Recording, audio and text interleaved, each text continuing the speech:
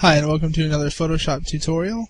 Today's tutorial is more like a quick tip on dodging and burning a color image using the color sliders of the black and white adjustment layer. I'm here in Photoshop CS6, but this should work on all other versions, so let's get down to it.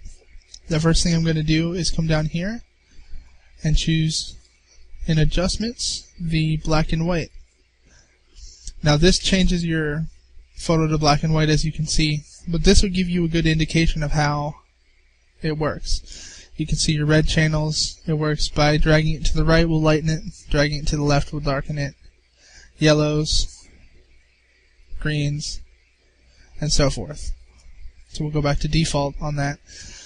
But obviously we're not going to be working with a black and white image here. So to work with a color image and have these same effects, we're going to change our blending mode to luminosity. So change it from normal to luminosity. Now already, just with the default settings that the black and white adjustment opens with, you can see a difference. And now you can adjust each one of these color sliders the same way you would in a black and white image, but to affect your color image. So in this case, the only thing that's red in my image is going to be this path. And I want to darken that, so I can slide my red slider down, I'd say about -16 or so. And you can see the change it's made here. The yellows is going to affect a big portion of the greenery around here. So I'm going to actually bring that up a little bit just to brighten it. I'd say maybe 76 looks good. And just another little tip within a tip here. One thing I like to do is if I move my yellows up, I like to move my greens down, or vice versa, depending on what works for the image. And the reason I do that is it's almost like it creates a micro contrast if you have a lot of yellows and greens in your image. And so what I'll do is slide my green slider, and we'll go negative, I'd say all the way maybe like in the 30s. We'll go with 39. And you can see the difference it makes. So we brighten the yellows and we darken the greens. So it kind of gives it a little bit more depth. Now of course if you want less, you can tweak it to what works for your image. Now in this photo I have no cyans, blues, or magentas. Now if I did, it would work the same way. So it really doesn't matter where we put these.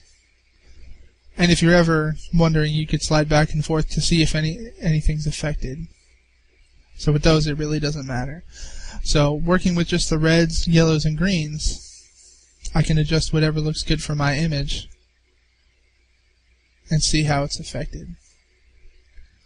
So this isn't necessarily a replacement for dodging and burning and getting into those fine details, but it's a good way to take different colors and kind of choose the darkness and the lightness of those colors. Now if you do this and you, for the most part, you like it, but you can't seem to find that middle ground, go a little bit overboard with it.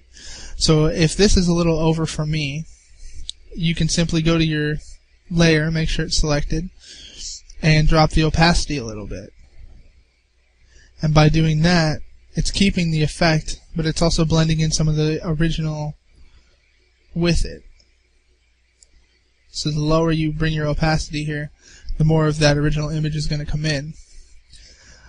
So if it's a little overpowering and you can't seem to tweak it within the black and white sliders, you can always go a little bit overboard and then bring it back down with your opacity. Well, I hope this helps. If you have any comments, questions, or suggestions for this channel, please feel free to comment them and I'll do my best to address them. I might even make a video about them if it's a specific editing question. But I hope this helped out, and until next time, thanks for watching.